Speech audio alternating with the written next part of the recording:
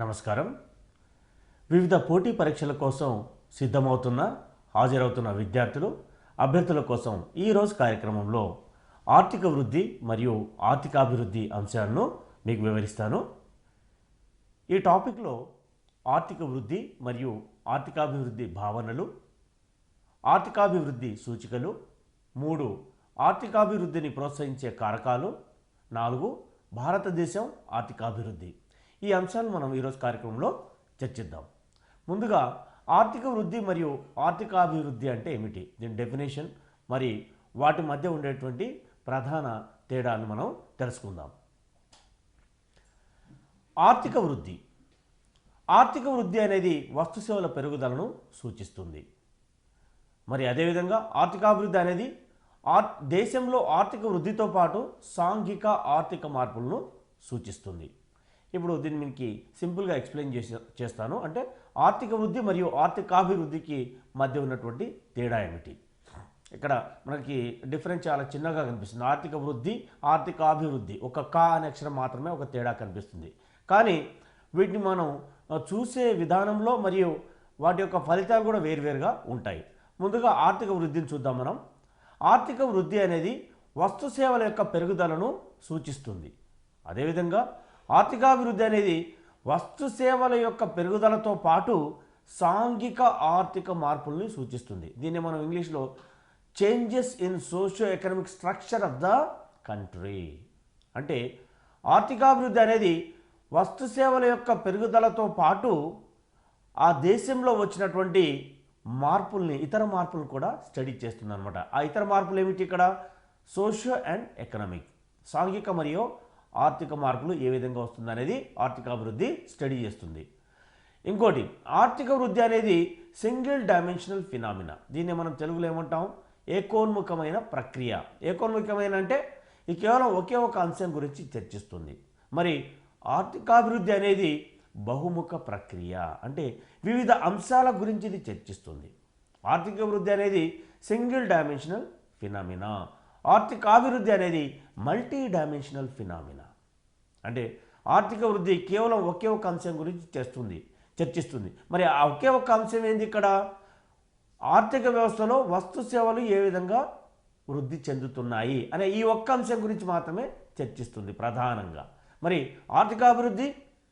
ఆర్థిక వృద్ధితో పాటు అంటే వస్తు సేవల యొక్క పెరుగుదల plus socio economic changes in the country.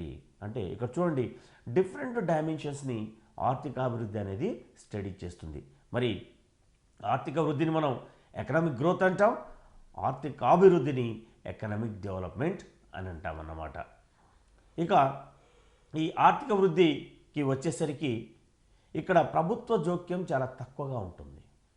మరి ఆర్థికాభివృద్ధి విషయం వచ్చేసరికి ప్రభుత్వ జోక్యం లేకుండా ఆర్థికాభివృద్ధి సాధ్యం కాదు.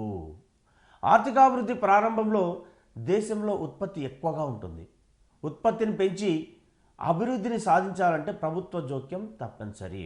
సో చాలా క్లియర్ కట్ డిఫరెన్షియేషన్ ఉంది ఇక్కడ. అంటే ఏదైనా ఒక దేశం అభివృద్ధి చెందిన దేశం అయితే ఆ దేశాల్లో ప్రభుత్వం యొక్క పాత్ర చాలా తక్కువగా ఉంటుంది, చాలా మినిమంగా ఉంటుంది.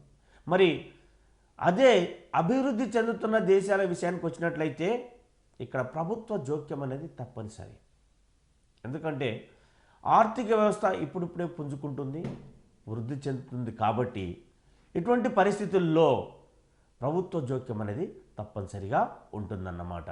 అంటే అభివృద్ధి చెందుతున్న దేశాల విషయానికి వచ్చేసరికి ప్రభుత్వ పాత్ర అనేది తప్పనిసరిగా ఉండాలి. లేదంటే ఆ దేశంలో ఉండే వనరులను ఏ విధంగా ఉపయోగించుకోవాలి అనే దాంట్లో ఒక సందిగ్ధత ఏర్పడుతుంది. అదేవిధంగా ఈ ప్రైవేటు వ్యక్తులు ఆ వనరులను ఎక్స్ప్లాయిట్ చేయవచ్చు, తమ స్వార్థ ప్రయోజనాల కోసం ఉపయోగించుకునే అవసరం ఉంటుంది. ఎందుకంటే అభివృద్ధి చెందుతున్న దేశాల యొక్క సాంఘిక ఆర్థిక పరిస్థితులు చూసినట్లయితే ఇక్కడ నిరక్షరాస్యత ఎక్కువగా ఉంటుంది, ప్రజల్లో అవగాహన తక్కువగా ఉంటుంది, మరియు నిరుద్యోగిత ఎక్కువగా ఉంటుంది, అవస్థాపన సౌకర్యాలు తక్కువగా ఉంటాయి. సో ఈ అన్ని అంశాలను దృష్టిలో ఉంచుకున్నట్లయితే మరి ఆ దేశ ఆర్థిక వ్యవస్థని ముందుకు నడిపించాలంటే ప్రభుత్వ జోక్యం తప్పనిసరి. అంటే ప్రభుత్వం ఆర్థిక వృద్ధికి తగిన పాలసీలను రూపొందిస్తూ ప్రభుత్వ రంగ సంస్థలను మరియు ప్రైవేట్ రంగ సంస్థలను నియంత్రించాల్సి ఉంటుంది.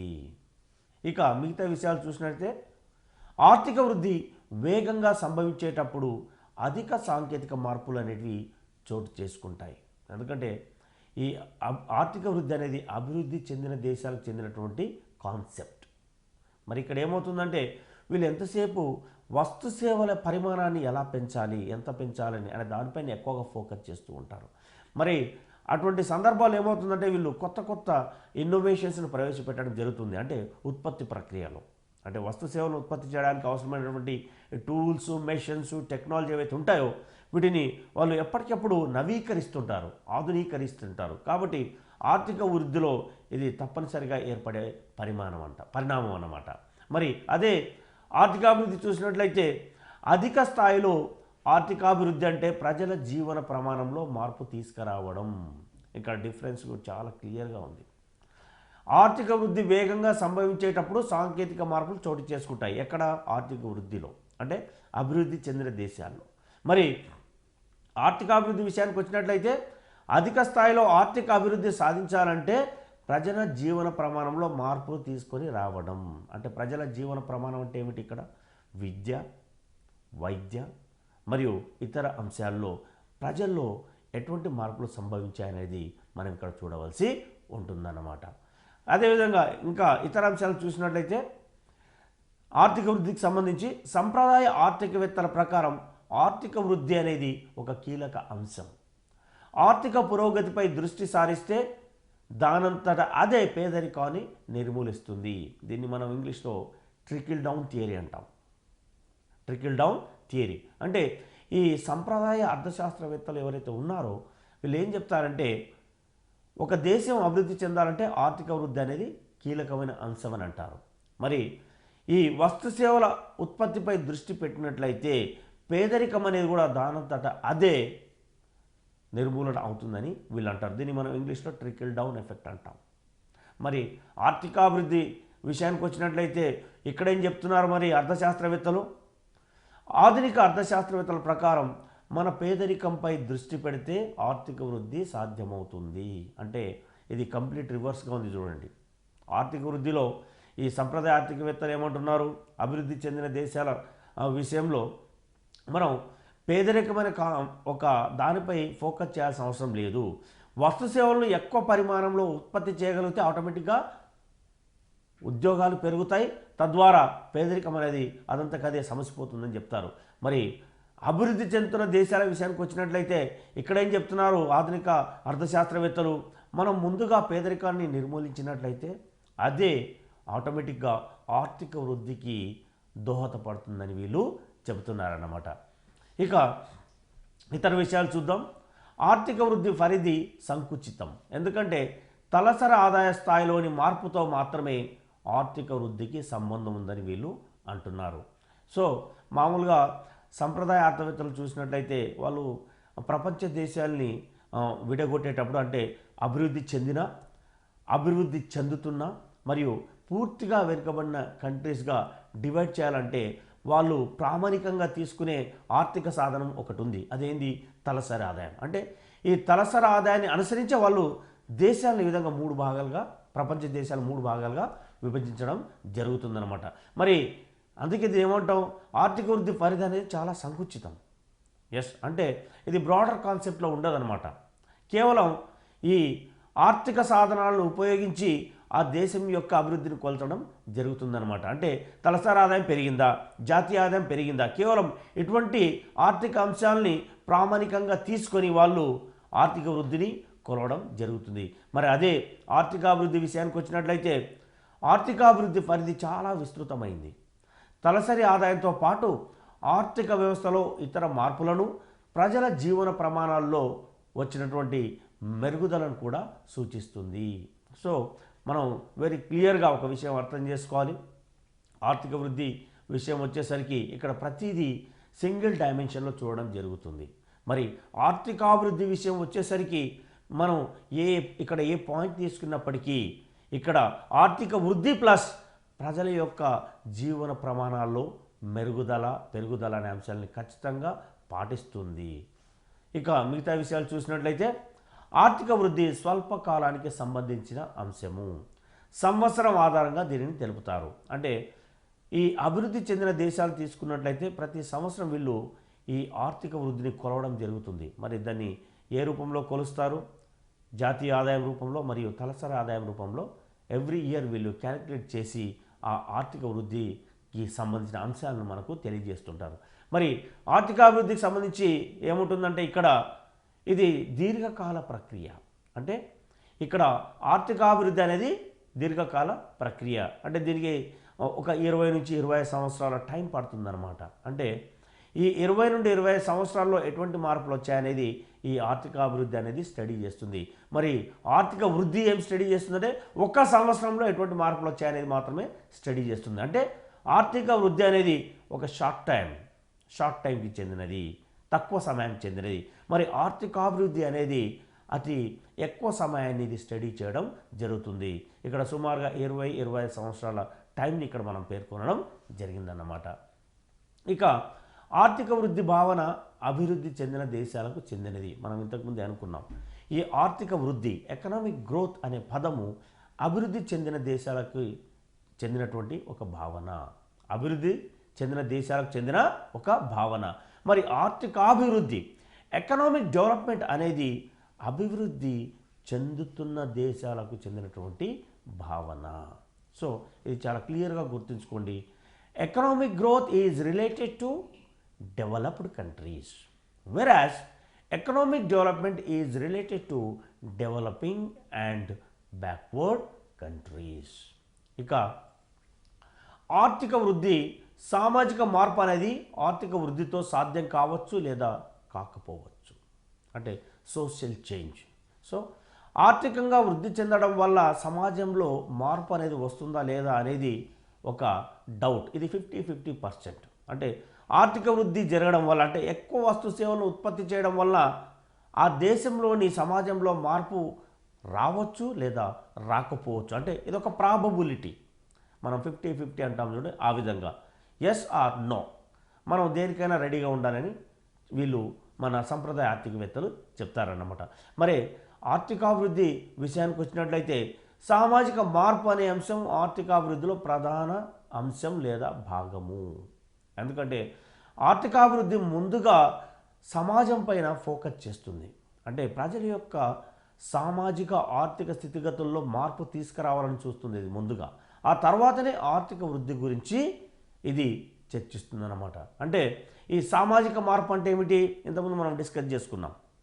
Socio economic changes, structural changes in the socio economic structure. Okay. So ఇక్కడ ఈ సామాజిక మార్పుని మనం ఏ అంశాల ఆధారంగా చూస్తాం?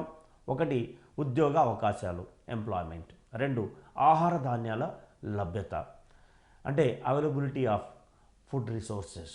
అండ్ ఆరోగ్యం, హెల్త్, విద్య, ఎడ్యుకేషన్. మరియు ప్రజల జీవన నైపుణ్యాల్లో మార్పు ద్వారా మాత్రమే ఆర్థికాభివృద్ధి సాధ్యము.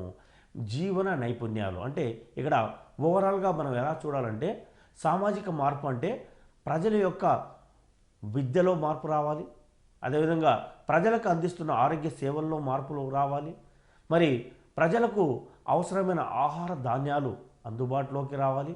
ఇవన్నీ వచ్చినప్పుడు మాత్రమే సామాజిక మార్పు అనేది సాధ్యము. సో సామాజిక మార్పు రాకుండా మనం ఆర్థిక వృద్ధిని సాధించలేము అనేది ఈ ఆర్థికాభివృద్ధిలో చదువుకుంటామన్నమాట. ఇక చివరిగా ఆర్థికాభివృద్ధికి సంబంధించిన చివరి అంశం, ఆర్థిక వృద్ధిని ఆదాయ స్థాయిలతో అంచనా వేస్తారు. ఆర్థిక వృద్ధిని ఆదాయ స్థాయిలతో అంచనా వేస్తారు. ఇంతకుముందు మనం డిస్కస్ చేసాం. మనం ఒక దేశం అంటే అభివృద్ధి చెందిన దేశమా, అభివృద్ధి చెందుతున్న దేశమా అని విభజించాలంటే ఈ సంప్రదాయ ఆర్థికవేత్తలు ప్రధానంగా ఉపయోగించే సాధనాలు 2, ఒకటి జాతీయ ఆదాయం, మరి 2 తలసరి ఆదాయం. సో వీళ్ళు ఆర్థిక వృద్ధిని ఆదాయ స్థాయిలతో అంచనా వేస్తారు. అంటే ఆ దేశ యొక్క జీడిపి పెరిగిందా, నేషనల్ ఇన్కమ్ పెరిగిందా, పర్ క్యాపిటల్ జీడిపి పెరిగిందా, వీటి ద్వారా మాత్రమే ఈ ఆర్థిక వృద్ధిని అనేది అంచనా వేయడం జరుగుతుంది. మరి ఆర్థికాభివృద్ధి విషయం వచ్చేసరికి ఏమవుతుందంటే ఆర్థికాభివృద్ధిని మానవ వనరుల అభివృద్ధి, పేదరికం తగ్గింపు, పెరిగిన జీవన ప్రమాణాల ఆధారంగా అంచనా వేస్తారనమాట. అంటే మానవ వనరులని అభివృద్ధి చేసామా లేదా, వీటిని మనం ఇంగ్లీష్లో హ్యూమన్ రిసోర్సెస్ అంటాం.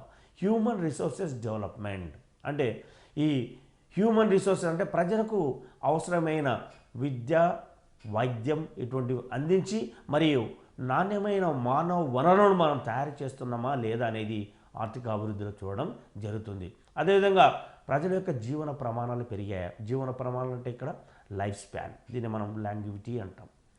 మరి ఈ infant mortality rate, maternal mortality rate, అంటే ఈ శిశు మరణాల రేటు ఇటువంటివి తగ్గాయా. సో ఇవన్నీ ప్రజల యొక్క జీవన ప్రమాణాల కిందికి వస్తాయి. సో ఆర్థికాభివృద్ధి అనేది మానవ వనరుల అభివృద్ధిని చూస్తుంది, అంటే హ్యూమన్ రిసోర్సెస్ డెవలప్మెంట్ని చూస్తుంది, మరియు పేదరికం తగ్గింపు, రిడక్షన్ ఇన్ పావర్టీ, దీని గురించి కూడా చూస్తుంది. అదేవిధంగా పెరిగిన జీవన ప్రమాణాలు అంటే స్టాండర్డ్ ఆఫ్ లివింగ్ పెరిగిందా లేదా అనేది ఆర్థికాభివృద్ధి స్టడీ చేస్తుంది అనమాట. సో మనం ఓవరాల్గా చూసినట్లయితే ఆర్థిక వృద్ధి అనేది ఒక సింగిల్ డైమెన్షనల్ ఫినామినా, ఏకోన్ముఖ ప్రక్రియ. అయితే ఇది వస్తు సేవలు ఎలా వృద్ధి చెందుతున్నాయనే దాని విషయాన్ని గురించి ఎక్కువగా చర్చిస్తుంది. అంతేకాకుండా సామాజిక మార్పుతో దీనికి పని లేదు. మరి ప్రభుత్వ జోక్యం అనేది చాలా తక్కువగా ఉంటుంది.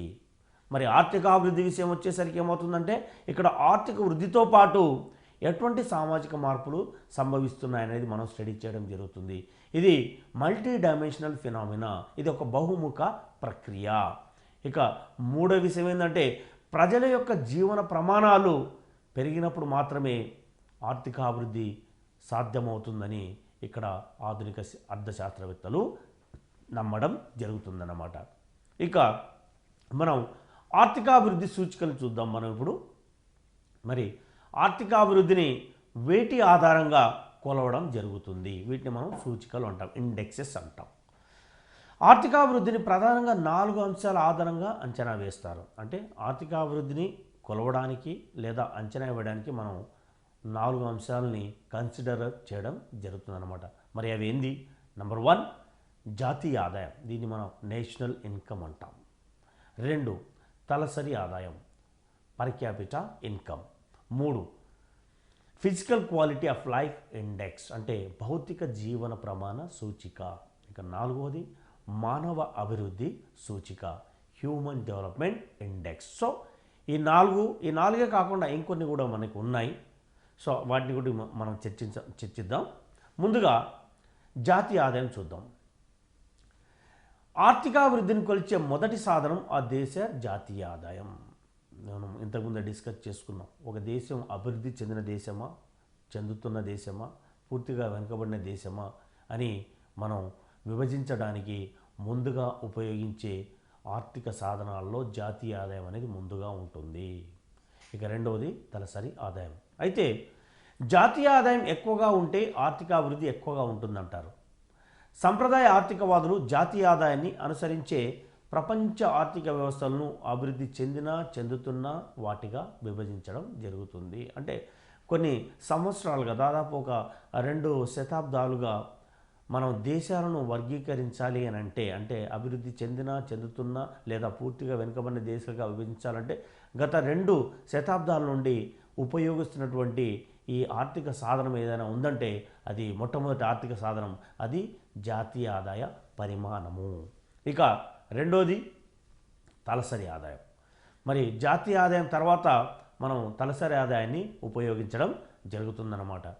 వార్షిక తలసరి ఆదాయం ప్రాతిపదిక కొందరు దేశాల అభివృద్ధిని అంచనా వేస్తారు. అంటే దేశాల యొక్క అభివృద్ధిని జాతీయ ఆదాయంతో లెక్కించడం ఒకటైతే, 2వ విధానము తలసరి ఆదాయం అన్నమాట. వార్షిక తలసరి ఆదాయం ప్రాతిపదికగా కొందరు దేశాల అభివృద్ధిని అంచనా వేయడం జరుగుతుంది. వార్షిక తలసరి ఆదాయంలో పెరుగుదల ఆధారంగా ఆర్థిక వృద్ధి పెరుగుదల జరిగి ఆర్థికాభివృద్ధికి ఏర్పడుతుందని సంప్రదాయ ఆర్థికవేత్తలు భావించడం జరుగుతుందన్నమాట. అంటే జాతీయ ఆదాయం పరిమాణం తర్వాత 2వ అంశం మనం ఏది తీసుకుంటామంటే తలసరి ఆదాయం. అంటే దేశాల యొక్క ఆర్థిక అభివృద్ధిని కొలవడానికి ఉపయోగించే సాధనాల్లో మొదటిది జాతీయ ఆదాయం అయితే 2వది తలసరి ఆదాయం. అంటే ప్రజల యొక్క తలసరి ఆదాయం పెరిగింది అంటే ఆ దేశం అభివృద్ధి చెందిన దేశమని సంప్రదాయ ఆర్థికవేత్తలు పేర్కొనడం జరుగుతుందన్నమాట. ఇక మూడవది భౌతిక జీవన ప్రమాణ సూచిక. దీన్ని మనం ఇంగ్లీష్లో physical quality of life index అంటాం. మనం షార్ట్ ఫామ్లో PQLI అనడం జరుగుతుంది. మరి భౌతిక జీవన ప్రమాణ సూచిక అంటే ఏమిటి? మరి దీనివల్ల మనం వేటిని అంచనా వేయడం జరుగుతుంది అంటే ఇది ఒక ఆర్థికాభివృద్ధి సూచిక. ఈ సూచికను ఉపయోగించి ఏ అంశాలను మనం స్టడీ చేయడం జరుగుతుంది. ఇప్పుడు చూద్దాం. మనం ఒక దేశంలో ఆరోగ్యం, ఆహారం, విద్య, పారిశుద్ధ్యం తదితర సదుపాయాలు పెరగకుండానే తలసరి ఆదాయం పెరగవచ్చు. అయితే ఇది నిజమైన అభివృద్ధిని సూచించదు. అందుకే ఇతర సూచికల అవసరం ఎంతైనా ఉంది. అయితే నిజమే ఇది. ఎందుకంటే కేవలం జాతీయ ఆదాయం, తలసరి ఆదాయాల్ని మనం ఉపయోగించి ప్రపంచ దేశాలని అభివృద్ధి చెందుతున్న మరియు పూర్తి వెనుకబడిన దేశాలుగా విభజించడం జరుగుతుంది. ముఖ్యంగా ఈ సంప్రదాయ ఆర్థికవేత్తలు ఈ విధానాన్ని పాటిస్తారు. అంటే ఇక్కడ చూడండి, ఇప్పుడు మనం చైనాని తీసుకుందాం, ఇండియాని తీసుకుందాం. మరి చైనా జాతీయ ఆదాయం మరియు భారతదేశ జాతీయ ఆదాయము ప్రపంచంలో టాప్ 3 పొజిషన్స్లో ఉంటాయి. అంటే ఇప్పుడు చైనా ఫస్ట్ ప్లేస్లో ఉంటుంది. వాళ్ళ స్థూల జాతీయ ఉత్పత్తి అనేది ప్రపంచంలో నంబర్ 1 ప్లేస్లో ఉంది. మరి అదేవిధంగా భారత్ యొక్క స్థూల జాతీయోత్పత్తి అది నంబర్ 3 పొజిషన్లో ఉంది. అంటే ప్రజల కొనుగోలు శక్తి ప్రమాణంగా తీసుకున్నట్లయితే చైనా నంబర్ 1 పొజిషన్లో ఉంది. దీన్ని మనం PPP అంటాం, పర్చేజింగ్ పవర్ ప్యారిటీ. జీడిపిని తీసుకున్నట్లయితే చైనా జాతీయోత్పత్తి అనేది ప్రపంచంలో నంబర్ 1 స్థానంలో ఉంది. మరియు భారత్ యొక్క జాతీయోత్పత్తి ప్రపంచంలో 3వ స్థానంలో ఉంది. ఈ PQLI ఏదైతే సూచిక ఉందో ఈ సూచికను అనుసరించి ఈ 4 అంశాల్లో ఎటువంటి ప్రోగ్రెస్ కనిపించింది అనేది స్టడీ చేయడం జరుగుతుందన్నమాట. ఇక 4వది చూసినట్లయితే మనం SDI హ్యూమన్ డెవలప్మెంట్ ఇండెక్స్. ఈ హ్యూమన్ డెవలప్మెంట్ ఇండెక్స్ అనేది ఈ మధ్య కాలంలో ప్రవేశపెట్టినటువంటి అభివృద్ధి సూచిక. UNDP United Nations development programme అంటే ఐక్యరాజ్య సమితిలో భాగమైనటువంటి UNDP దీనిని 1990 దశకంలో ప్రవేశపెట్టడం జరిగింది. ఎందుకంటే ఐక్యరాజ్య సమితి కూడా దేశాలను కేవలం జాతీయ ఆదాయం, తలసరి ఆదాయాల ఆధారంగా మనం అభివృద్ధి చెందుతున్న దేశాలుగా విభజించలేమని భావించి, ఎందుకంటే ఇది పూర్తి శాస్త్రీయమైనది కాదని అనిపించి ఈ కొన్ని ఇతర సూచికలు ప్రవేశపెట్టడం జరిగింది. అందులో SDI ఒకటి. ఇంతకుముందు మనం PQLI గురించి తెలుసుకున్నాం. SDI ఇప్పుడు మనం SDI చూసినట్లయితే దీన్ని మనం తెలుగులో మానవ అభివృద్ధి సూచిక అని అంటాం. ఆర్థికాభివృద్ధి సూచికల్లో మానవ అభివృద్ధి సూచిక అనేది నూతనమైనది మరియు ముఖ్యమైనది, అంటే అత్యంత ముఖ్యమైనది అన్నమాట. ఒక దేశ సామాజిక ఆర్థిక కోణాలలో సాధించిన అభివృద్ధిని కొలిచే గణాంక సూచియే మానవ అభివృద్ధి సూచిక. అంటే ఈ SDIని ఉపయోగించి, అంటే ఈ మానవ అభివృద్ధి సూచికని ఉపయోగించి ఆయా దేశాల్లో వచ్చిన సామాజిక ఆర్థిక మార్పుల్ని మనం స్టడీ చేయడం జరుగుతుంది. అంటే ఇక్కడ ఎటువంటి మార్పులు వచ్చాయి. అయితే ఈ మానవ అభివృద్ధి సూచిక నిర్మాణం దేని అంశాల ఆధారంగా మనం చేయడం జరుగుతుంది. దీన్ని మనం construction of human development index అంటాం. మరి వేటి ఆధారంగా వీటిని మనం ఈ SDIని నిర్మించడం జరుగుతుంది. ఇక్కడ 4 అంశాలు ఉన్నాయి, అవి చూడండి. ఒకటి దీర్ఘకాలిక ఆరోగ్యవంతమైన జీవితం, దీన్నే మనం లైఫ్ స్పాన్ లేదా లాంగివిటీ అంటాం. రెండవది వయోజన అక్షరాస్యత, దీన్ని మనం అడల్ట్ లిటరసీ రేట్ అంటాం. మూడవది విద్యా సంస్థల్లో పేరు నమోదు అయిన సమ్మిళిత నిష్పత్తి, దీన్ని మనం ఇంగ్లీష్లో గ్రాస్ ఎన్రోల్మెంట్ రేషియో అనడం జరుగుతుంది. ఇక 4వది ఉన్నత జీవన ప్రమాణం, అంటే పర్ క్యాపిటా GDP ఆధారంగా దీన్ని స్టడీ చేయడం జరుగుతుంది. అంటే సింపుల్గా చెప్పాలంటే ప్రజల యొక్క తలసరి ఆదాయం. సో ఇక్కడ సామాజిక ఆర్థిక ఈ 2 అంశాలని మనం స్టడీ చేయడం జరుగుతుంది. అంటే మానవ అభివృద్ధి సూచికలో సామాజిక ఆర్థిక కోణాలు 2 ఉంటాయన్నమాట. సో ఇందులో ఈ 4 అంశాలను మనం స్టడీ చేయడం జరుగుతుంది. ఇందుకు సంబంధించి మనకి ఒక ఫార్ములా కూడా ఉంది. అంటే మానవ అభివృద్ధి సూచికని ఏ విధంగా నిర్మిస్తామనేది అది నేను ఇంతకుముందు వేరే చాప్టర్లో వివరించడం జరిగింది. మీరు చాలా డీటెయిల్గా వివరించడం జరిగింది. సో మీరు ఆ ఎపిసోడ్స్ చూసినట్లయితే మీకు అర్థమవుతుందన్నమాట.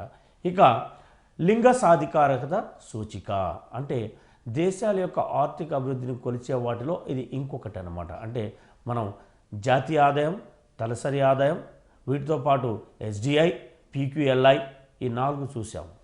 ఈ 4 కాకుండా ఇంకొన్ని సూచికలు కూడా మనకు ఉన్నాయన్నమాట. అంటే దేశాల యొక్క ఆర్థిక అభివృద్ధిని ఇంకా శాస్త్రీయంగా విశ్లేషించడానికి మనం ఉపయోగించే సూచికల్లో మరో సూచికే లింగ సాధికారత సూచిక. దీన్ని మనం జెండర్ ఎంపవర్మెంట్ మెజర్ అంటాం. షార్ట్ ఫామ్లో GEM అనడం జరుగుతుంది. సో ఒక దేశ జనాభాలో లింగ సమానత్వం ఏ విధంగా ఉందో తెలుసుకోవడానికి ఉపయోగించే సూచికనే లింగ సాధికారత సూచిక అంటాం. అంటే ఇప్పుడు చూడండి, చాలా దేశాల్లో ఈ లింగ సమానత్వం లేదు. అంటే దీన్ని మనం స్త్రీ పురుష సమానత్వం అనేది లేదు అన్నమాట. ఇప్పుడు అభివృద్ధి చెందిన దేశాల విషయానికి వచ్చినట్లయితే అక్కడ చాలా దేశాల్లో ఈ స్త్రీ పురుష వివక్షత అనేది మనకు అంతగా కనిపించదు. అంటే చట్టసభల్లో కావచ్చు, ఇతర ఉద్యోగాల్లో కావచ్చు, ఇతర అవకాశాల్లో కావచ్చు, అక్కడ మనం ఈ ఈక్వాలిటీ అనేది చూస్తాం చాలా వరకు. ఇప్పుడు అమెరికా లాంటి కంట్రీస్ కావచ్చు, యూరోపియన్ కంట్రీస్లో కావచ్చు. మరి అదేవిధంగా అభివృద్ధి చెందుతున్న దేశాల్లో ఈ లింగ సమానత అనేది మనకు కనిపించదు. ముఖ్యంగా ఇప్పుడు మనం కొన్ని ఈ అరబ్ కంట్రీస్ తీసుకోండి. అరబ్ కంట్రీస్లో కూడా చాలా దేశాల్లో మహిళలకు ఈ అవకాశాలు చాలా తక్కువగా ఉంటాయి. చట్టసభలు కావచ్చు, మరియు ఉద్యోగాలు కావచ్చు, ఇతర అంశాల్లో కావచ్చు. కాబట్టి ఇక్కడ మనం ఏం చేస్తామంటే ఆ దేశ ఆర్థికాభివృద్ధిని కొలవడానికి కేవలం జాతీయ ఆదాయం, తలసరి ఆదాయం, హ్యూమన్ డెవలప్మెంట్ ఇండెక్స్ మాత్రమే కాకుండా లింగ సాధికారతని అనుసరించి కూడా మనం వాటి యొక్క అభివృద్ధిని అంచనా వేయాలని చెప్పడం జరుగుతుందన్నమాట. సో ఇది మానవ అభివృద్ధిలో లింగ వివక్షతకు తావు లేకుండా చేస్తుంది. ఏది లింగ సాధికారత సూచిక మానవ అభివృద్ధిలో లింగ వివక్షతకు తావు లేకుండా చేస్తుందన్నమాట. లింగ సాధికారత సూచికల ద్వారా లింగ వివక్షతను గుర్తించవచ్చు. 3 ప్రధాన రంగాలలో లింగ వివక్షను గుర్తించవచ్చు మనటం. సో ఆ 3 ప్రధాన అంశాలు ఏమిటి ఇక్కడ అంటే లింగ సాధికారిక సూచికలో ఇమిడి ఉన్న 3 ప్రధాన అంశాలు. ఈ 3 ప్రధాన అంశాల ఆధారంగా స్త్రీ పురుష సమానత్వాన్ని మనం అంచనా వేయడం జరుగుతుందన్నమాట. మొదటిది రాజకీయ భాగస్వామ్యం. అంటే పార్లమెంటరీ సీట్లలో స్త్రీ పురుషులకు సమాన భాగస్వామ్యం ఉందా లేదా. అదేవిధంగా ఇతర అంటే రాజకీయ పరంగా ఇతర సభల్లో కూడా వారికి సమానత్వం ఉందా లేదా అనేది కూడా చూడడం జరుగుతుంది. రెండవది శాసన అధికారాల్లోనూ అనుభవం కలిగిన ఉద్యోగులు, మేనేజర్లు, సాంకేతిక హోదాల్లోనూ వారి భాగస్వామ్యాన్ని లెక్కించడం. ఇది రెండవ అంశం వచ్చేసరికి ఏంటంటే ఎంప్లాయ్మెంట్ అనుకోవచ్చు. అంటే ఈ ఉద్యోగ అవకాశాల్లో వారికి ఎటువంటి అవకాశాలు లభిస్తున్నాయి, మరి అక్కడ ఈక్వాలిటీ ఉందా లేదా, వీటి గురించి మనం డీటెయిల్గా చర్చిద్దాం. ఇక మూడవది అంటే లింగ సాధికారత సూచికలో మూడవది స్త్రీ పురుషులు ఆర్జించే ఆదాయాలను అంచనా వేసి ఆర్థిక వనరుపై వారి అధికారాలను గణన చేయడం. ఇప్పుడు మనం డీటెయిల్గా ముందుగా రాజకీయ భాగస్వామ్యం అంటే పార్లమెంటరీ సీట్లలో స్త్రీ పురుషులకు సమాన భాగస్వామ్యం ఉందా లేదా అనేది మనం ఇక్కడ స్టడీ చేయడం జరుగుతుంది. ఇక్కడ మనం కొన్ని ఉదాహరణల ద్వారా చూద్దాం. అంటే పార్లమెంటరీ సీట్లలో నిజంగా వీరికి భాగస్వామ్యం తగినంతగా ఉందా లేదా. ఇక్కడ ఒక రిపోర్ట్ ఉంది, ఆ రిపోర్ట్ని మనం విశ్లేషిద్దాం. While the global average for women in parliament stands at 22.4%. అంటే మనం దీన్ని సగటు అంటాం. ప్రపంచవ్యాప్తంగా సగటు తీసినట్లయితే పార్లమెంట్లలో అంటే ఆయా దేశాల అన్ని పార్లమెంట్లను కలిపితే ఈ మహిళా ప్రాతినిధ్యం ఎంత ఉంది, అది 22.4% మాత్రమే ఉంది. అంటే ఇది తక్కువ అనే చెప్పవచ్చు. ఎందుకంటే 22.4 అంటే మరి మిగిలింది ఎంత, 77.6% మెయిల్స్ అన్నమాట. అంటే మన ప్రపంచంలోని దాదాపు అన్ని పార్లమెంట్లలో ఈ మెయిల్స్ యొక్క ఈ ప్రాతినిధ్యం అంటే పురుషుల ప్రాతినిధ్యమే ఎక్కువగా ఉందని మనం దీన్ని బట్టి చెప్పవచ్చు. ఇక మన దేశం విషయానికి వచ్చినట్టయితే India is at the 103 place అంటే 103వ స్థానంలో ఉందన్నమాట. అంటే దాదాపు 140 దేశాల్లో ఈ సర్వే చేయడం జరిగింది. అంటే ఆయా దేశాల పార్లమెంటులో మహిళల యొక్క ప్రాతినిధ్యం ఏ విధంగా ఉందని స్టడీ చేసిన ఒక రిపోర్ట్ ప్రకారం భారతదేశం యొక్క స్థానం ఎన్నోదంటే 103వ స్థానంలో ఉంది అన్నమాట. అంటే ఇక్కడ చూడండి, విత్ ఎ మియర్ 12% రిప్రజెంటేషన్. అంటే మన దేశ పార్లమెంటులో మహిళల యొక్క ప్రాతినిధ్యం ఎంత ఉందంటే 12% మాత్రమే. అంటే ఈ సర్వే చేసిన 140 దేశాల్లో మనకు వచ్చిన ర్యాంకు 103. ఈ ర్యాంకు కూడా దేని ఆధారంగా వచ్చిందంటే మన పార్లమెంటులో మహిళలకు ఉన్నటువంటి ప్రాతినిధ్యం ఆధారంగా. అంటే మన పార్లమెంట్లో మహిళలకు కేవలం 12% మాత్రమే ప్రాతినిధ్యం లభిస్తుంది. మిగతా 88% పురుషుల ప్రాతినిధ్యం ఉందని చెప్పవచ్చు అనమాట. సో విత్ ఇన్ ఏషియా అంటే ఇప్పుడు మనం ప్రపంచ దేశాలన్నింటినీ కంపేర్ చేసి చూసాం. ప్రపంచంలోని దాదాపు అన్ని ఖండాల్లోని 140 దేశాల్లో చేసిన సర్వే ఆధారంగా భారత్కు 103వ స్థానం వచ్చిందని చెప్పాం. మరి ఆసియాలో చూసినట్లయితే India is at the 13th position out of 18 countries. అంటే మన ఏషియాలోని సర్వే చేసిన 18 దేశాల్లో భారత్కు వచ్చిన స్థానం ఎన్నోదంటే 13వ స్థానము. ఇది కూడా చాలా ఎక్కువే. ఇక women occupy just 66 seats in the 543 member Lok Sabha. మన పార్లమెంట్లో 543 సీట్లు ఉన్నట్లయితే అందులో మహిళలు ఎంతమంది ఉన్నారంటే మహిళా పార్లమెంట్ సభ్యులు కేవలం 66 మాత్రమే, which is a mere 12%. So ఈ 66 సీట్లు అనేది మనం మొత్తం లోక్సభ స్థానాల్లో ఎంత శాతాన్ని సూచిస్తుందంటే కేవలం 12%. So the scenario for women members of legislative assemblies across all state assemblies in India is even worse with the national average being a pitiable 9%. అంటే మనం పార్లమెంటులో మహిళల ప్రాతినిధ్యం 12% అనుకుంటే మరి ఆయా రాష్ట్రాల అసెంబ్లీలలో మహిళల ప్రాతినిధ్యము ఇంకా ఘోరంగా ఉందని చెప్పడం జరిగింది. ఇక్కడ అది 9% అంతకు లోపలగా ఉందన్నమాట. ఇక మనం ప్రపంచ దేశాలని చూసినట్లయితే అంటే ఆయా దేశాల పార్లమెంట్లో మహిళల ప్రాతినిధ్యం అంటే మనం ఇంతకుముందు చూసాం 140 దేశాల్లో సర్వే చేస్తే భారత్కి 103వ స్థానం వచ్చిందని చెప్పాం. మరి ఎక్కువ మహిళలకు ఎక్కువ ప్రాతినిధ్యం కల్పిస్తున్న దేశాలు ఏవి ఉన్నాయంటే ఈ సర్వే ప్రకారం ఇక్కడ చూడండి, ఇక్కడ ఒక డయాగ్రామ్ ఉంది. రువాండాలో దాదాపు 63-64% మహిళలకు పార్లమెంట్లో ప్రాతినిధ్యం కల్పించడం జరిగిందన్నమాట. రువాండా అనేది చాలా పేద దేశం. ఆఫ్రికాలో ఉన్నటువంటి అతి పేద దేశాల్లో రువాండా ఒకటి.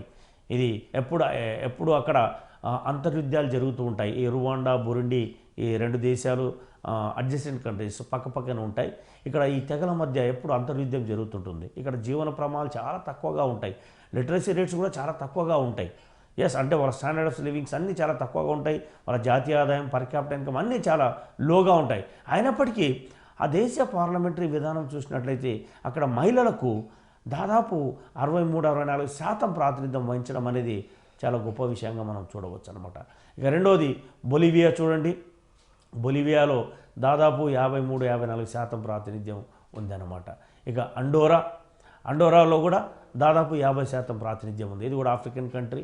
అండ్ క్యూబాను చూసినట్లయితే నార్త్ అమెరికన్ కాంటినెంట్ కిందకి వస్తుంది. అమెరికాకి చాలా దగ్గరగా ఉంటుంది. ఇది ఒక కమ్యూనిస్ట్ దేశం. ఇక్కడ కూడా మహిళల ప్రాతినిధ్యం దాదాపు 48-49% ఉంది. అంటే ఆల్మోస్ట్ ఈక్వల్గా ఉందని మనం చెప్పవచ్చు. అంటే ఇది ఒక కమ్యూనిస్ట్ దేశం అయినప్పటికీ ఇక్కడ మహిళల ప్రాతినిధ్యం ఇంచుమించు పురుషులతో సమానంగా ఉంది అన్నమాట. అదేవిధంగా ఇతర దేశాలను చూడండి, మీరు సిచెలిస్ చూడండి, స్వీడన్ చూడండి, సెనెగల్ చూడండి, ఫిన్లాండ్ చూడండి. ఈ దేశాల్లో దాదాపు 42-43% ఈ మహిళల ప్రాతినిధ్యం అనేది ఉంది. మరి సౌత్ ఆఫ్రికాలో కూడా 40% పైగా ఉంది. నమీబియాలో కూడా 40% పైగా ఉంది. ఐస్లాండ్ చాలా చిన్న దేశం, యూరోప్లో ఉన్నటువంటి అతి చిన్న దేశాల్లో ఈ ఐస్లాండ్ కూడా ఒకటి. సో ఈ ఐస్లాండ్లో కూడా దాదాపు 42% మహిళల యొక్క ప్రాతినిధ్యం వాళ్ళ పార్లమెంటరీ విధానంలో మనకు కనిపిస్తుంది. ఇక చివరిగా స్పెయిన్ చూడండి. స్పెయిన్లో కూడా మహిళల యొక్క ప్రాతినిధ్యం 40కి కొంచెం పైగా ఉంది. సో ఇక్కడ అంటే ప్రపంచంలో పార్లమెంటరీ వ్యవస్థలలో మహిళల ప్రాతినిధ్యం ఎక్కువగా ఉన్న దేశాలను ఇక్కడ మనం పేర్కొనడం జరిగిందన్నమాట. ఇక మనం తర్వాత అంశం చూద్దాం. ఆర్థికాభివృద్ధి నిర్ణాయకాలు అంటే ఫ్యాక్టర్స్ ఇన్ఫ్లుయెన్సింగ్ ఎకనామిక్ డెవలప్మెంట్. ఇంగ్లీష్లో ఫ్యాక్టర్స్ ఇన్ఫ్లుయెన్సింగ్ ఎకనామిక్ డెవలప్మెంట్ని మనం తెలుగులో ఆర్థికాభివృద్ధి నిర్ణాయకాలు అని అనడం జరుగుతుంది. మరి ఆర్థికాభివృద్ధి నిర్ణాయకాలు అనేది 2 రకాలు. ఆ 2 రకాల్లో మొదటిది ఆర్థిక కారకాలు, రెండవది ఆర్థికేతర కారకాలు. మరి ఈ ఆర్థిక కారకాల కింద ఏమేమి ఉన్నాయంటే ఇక్కడ మనకు మూలధన కల్పన, దీన్ని మనం ఇంగ్లీష్లో క్యాపిటల్ ఫార్మేషన్ అంటాం. రెండవది సహజ వనరులు, నేచురల్ రిసోర్సెస్. మూడవది వ్యవసాయము మరియు విక్రయం కాగల వ్యవసాయ మిగులు, దీన్ని మనం ఇంగ్లీష్లో వ్యవసాయాన్ని అగ్రికల్చర్ అంటాం. మరి విక్రయం కాగల వ్యవసాయ మిగులు ఏమంటాం అంటే మార్కెటబుల్ సర్ప్లస్ అంటాం. ఇక నాలుగవది పరిశ్రమల స్వరూపం, స్ట్రక్చర్ ఆఫ్ ద ఇండస్ట్రీస్. ఇక ఐదవది విదేశీ వాణిజ్యం అంటే foreign trade are international trade. ఇక ఆరవది ఆర్థిక వ్యవస్థ అంటే ఎటువంటి ఆర్థిక వ్యవస్థ ఆ దేశంలో ఉంది, దీన్ని మనం ఎకనామిక్ సిస్టమ్ అంటాం. మరి ఆర్థికాభివృద్ధిని నిర్ణయించే ఆర్థికేతర కారకాలను ఇప్పుడు చూద్దాం మనం. నంబర్ 1 మానవ వనరులు అంటే హ్యూమన్ రిసోర్సెస్. 2 సాంకేతిక పరిజ్ఞానము అంటే టెక్నాలజీ. 3 సాధారణ విద్య. 4 రాజకీయ స్వాతంత్రం, దీన్నే మనం పొలిటికల్ ఫ్రీడమ్ అని కూడా అనవచ్చు. ఇక 5 సామాజిక వ్యవస్థ అంటే సోషల్ సిస్టమ్ ఎలా ఉంది. 6 ప్రవర్తనలో మార్పులు అంటే behaviour of the people. So ఆర్థికాభివృద్ధిని నిర్ణయించే నిర్ణాయకాలను అంటే నిర్ణాయకాలు అంటాం మనం. ఆర్థికాభివృద్ధి నిర్ణాయకాలను మనం 2 విధాలుగా విభజిస్తాం. 1 ఆర్థిక కారకాలు, 2 ఆర్థికేతర కారకాలు. సో ఇప్పుడు మనం బ్రీఫ్గా చూద్దాం ఈ కారకాలని. మొదటిది మూలధన కల్పన, దీన్ని మనం క్యాపిటల్ ఫార్మేషన్ అంటాం. క్యాపిటల్ ఫార్మేషన్ అంటే ఏంది? మనం మన దేశంలో వస్తు సేవలను ఉత్పత్తి చేయాలంటే మనకు మూలధనం అవసరము. మరి ఈ మూలధనం ఎలా వస్తుంది? ప్రజల యొక్క సేవింగ్స్ ఎక్కువగా ఉన్నప్పుడు మూలధనం కూడా ఎక్కువగా ఉంటుంది. మరి ప్రజల యొక్క సేవలు ఎప్పుడు ఎక్కువగా ఉంటాయి? వారి యొక్క ఆదాయ స్థాయి ఎక్కువగా ఉన్నప్పుడు వారి సేవింగ్స్ కూడా ఎక్కువగా ఉంటాయి. అంటే ప్రజల యొక్క ఆదాయ స్థాయిలు ఎక్కువగా ఉండడం అంటే ప్రజల యొక్క ఉద్యోగిత స్థాయి కూడా ఎక్కువగా ఉండాలి, అంటే ఎంప్లాయ్మెంట్ ఆపర్చునిటీస్ కూడా ఎక్కువగా ఉండాలి. చూడండి, ఇదంతా ఇంటర్లింక్డ్. చూడండి, ఒక దేశంలో ఎంప్లాయ్మెంట్ రేట్ ఎక్కువగా ఉంటే ప్రజల యొక్క ఆదాయ స్థాయి ఎక్కువగా ఉంటుంది. మరి ప్రజల యొక్క ఆదాయ స్థాయి ఎక్కువగా ఉంటే ప్రజల యొక్క సేవింగ్స్ కూడా ఎక్కువగా ఉంటుందన్నమాట. మరి సేవింగ్స్ ఎక్కువగా ఉన్నప్పుడు క్యాపిటల్ కూడా ఎక్కువగా ఉంటుంది. అంటే వీళ్ళ సేవింగ్స్ని ఏం చేస్తారు? బ్యాంక్స్లో వాటిని డిపాజిట్ చేయడం, లేదంటే షేర్లు బాండ్స్ రూపంలో ఇన్వెస్ట్ చేయడం, ఇవన్నీ చేస్తారు. అంటే ఈ విధంగా ప్రజలు తమ యొక్క సేవింగ్స్ని ఇన్వెస్ట్మెంట్ రూపంలో మార్చినట్లయితే పరిశ్రమలకు అవసరమైన మూలధనం అనేది లభిస్తుంది. పరిశ్రమలకు ఎప్పుడైతే మూలధనము విరివిగా లభిస్తుందో, ఎక్కువగా లభిస్తుందో, అప్పుడే వాళ్ళు ఎక్కువ వస్తు సేవలను ఉత్పత్తి చేయడం జరుగుతుంది. సో ఈ విధంగా ఎక్కువగా వస్తు సేవలు ఉత్పత్తి చేయడం వల్ల ఏమవుతుంది? ఆర్థిక వ్యవస్థ అనేది ముందుకు సాగుతుందన్నమాట. సో ఈ ఆర్థికాభివృద్ధిని నిర్ణయించే కారకాలు ఏవైతే ఉన్నాయో వాటిలో ఈ మూలధన కల్పన అనేది అది ముఖ్యమైనదన్నమాట. దీన్ని మనం క్యాపిటల్ ఫార్మేషన్ అంటాం. ఇక రెండవది సహజ వనరులు. సహజ వనరులు అంటే natural resources, availability of natural resources. అంటే ఒక దేశంలో సహజ వనరులు ఎక్కువగా ఉన్నట్లయితే మనకు ఈ ముడి పదార్థాల లభ్యత కూడా ఎక్కువగా ఉంటుందన్నమాట. ఇప్పుడు సపోజ్ మన దేశమే తీసుకోండి. మన దేశంలో చాలా నేచురల్ రిసోర్సెస్ ఉన్నాయి. అంటే ఇప్పుడు ట్రీస్ కావచ్చు, మెటల్స్ కావచ్చు, మినరల్స్ కావచ్చు, వాటర్ కావచ్చు, and availability of fertile soil కావచ్చు, అంటే సాగుకు అనుగుణమైన ఈ సాయిల్ కావచ్చు. సో ఇవన్నీ మన దేశంలో చాలా విరివిగా ఉన్నాయి.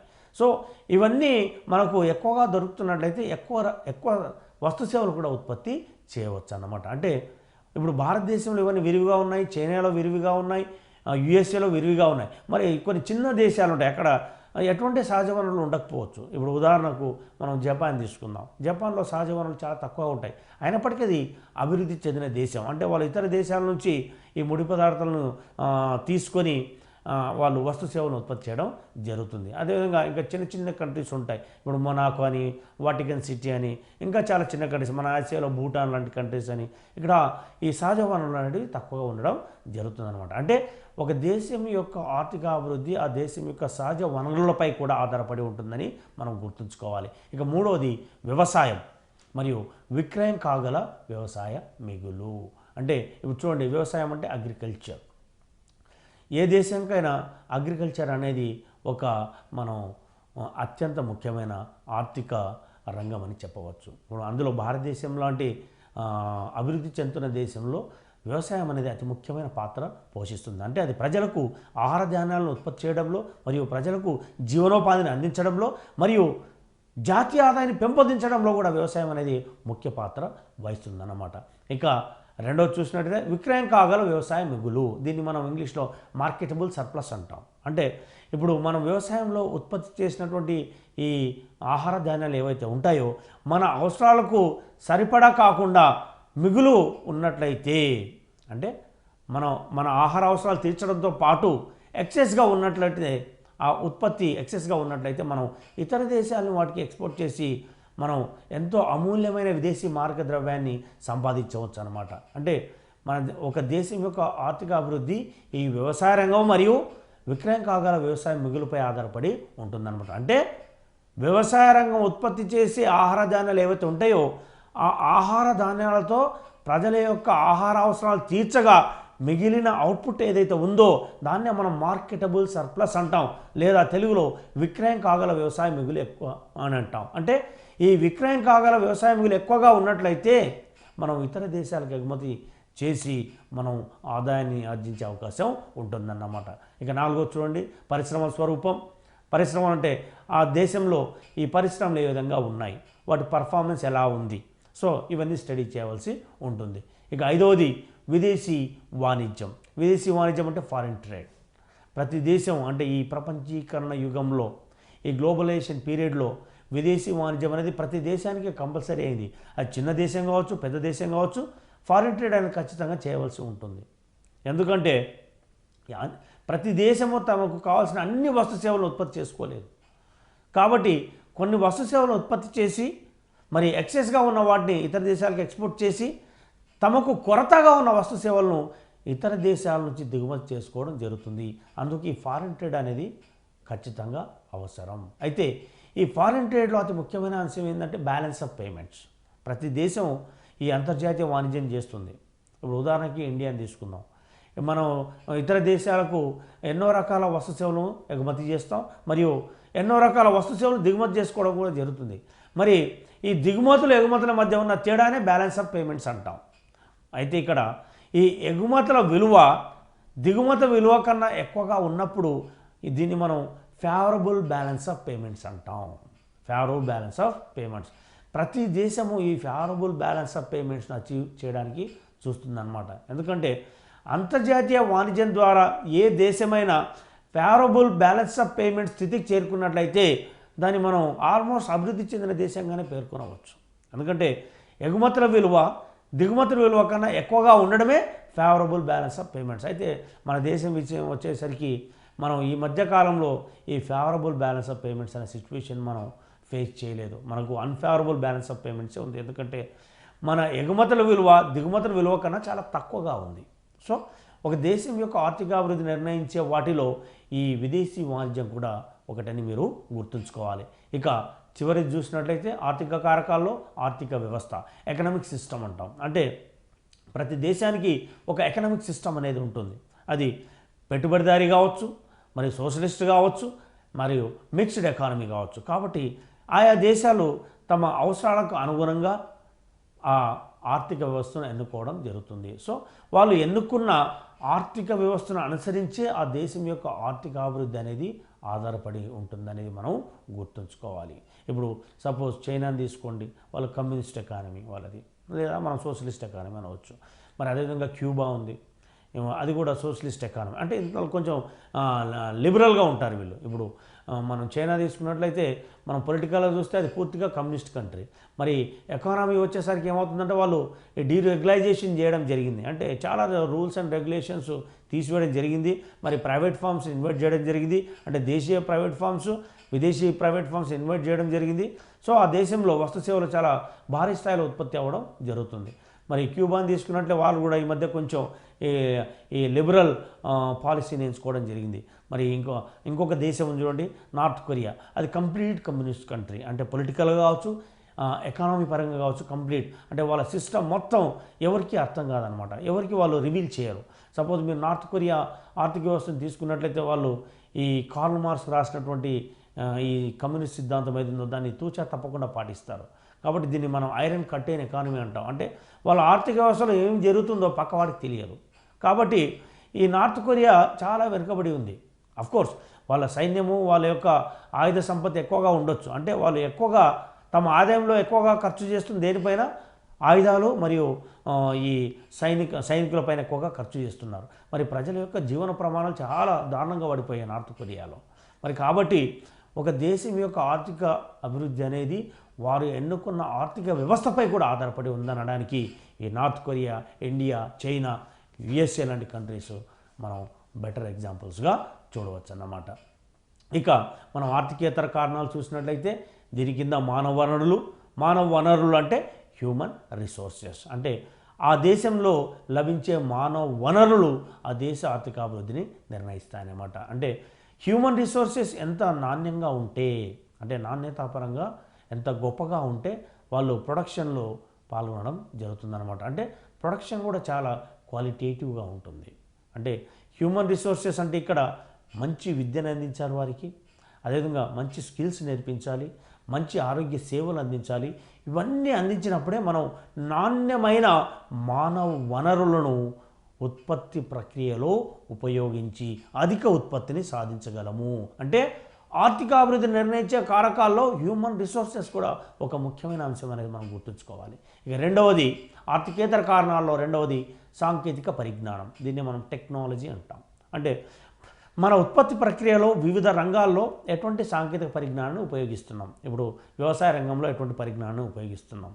ఈ రోజుకి మనం వ్యవసాయ రంగంలో చాలా ప్రాంతాల్లో రైతులు సంప్రదాయ పద్ధతులను వాడుతున్నారు. అంటే పొలం దున్నడం కావచ్చు, సీడ్ ప్లాంటేషన్ కావచ్చు, సీడ్ కటింగ్, మన పంటని అంటే క్రాప్ కటింగ్ కావచ్చు, డ్రైయింగ్ కావచ్చు, వీటికన్నిటికీ చాలా సంప్రదాయ పద్ధతులు వాడుతున్నారు. మరి ఈ వ్యవసాయ రంగంలో ఈ టెక్నాలజీ అనేది మనం చాలా తక్కువ స్థాయిలో ఉపయోగిస్తున్నాం. అందుకే మన దిగుబడి కూడా తక్కువగా ఉంటుంది. మరి రెండవది పారిశ్రామిక రంగం తీసుకున్నట్లయితే చాలా పరిశ్రమల్లో మనం అవుట్డేటెడ్ మెథడ్స్ వాడుతున్నాం. Outdated machines, outdated tools, outdated technology వాడడం జరుగుతుంది. దీనివల్ల ఉత్పత్తి కూడా చాలా తక్కువగా ఉంటుంది. మరి ఉత్పత్తిలో కూడా నాణ్యత లోపిస్తుంది. కాబట్టి ఈ సాంకేతిక పరిజ్ఞానం కూడా ఆ దేశం యొక్క ఆర్థికాభివృద్ధిని నిర్ణయించడంలో ముందుంటుందన్నమాట. ఇక మూడవది సాధారణ విద్య అంటే ఎడ్యుకేషన్.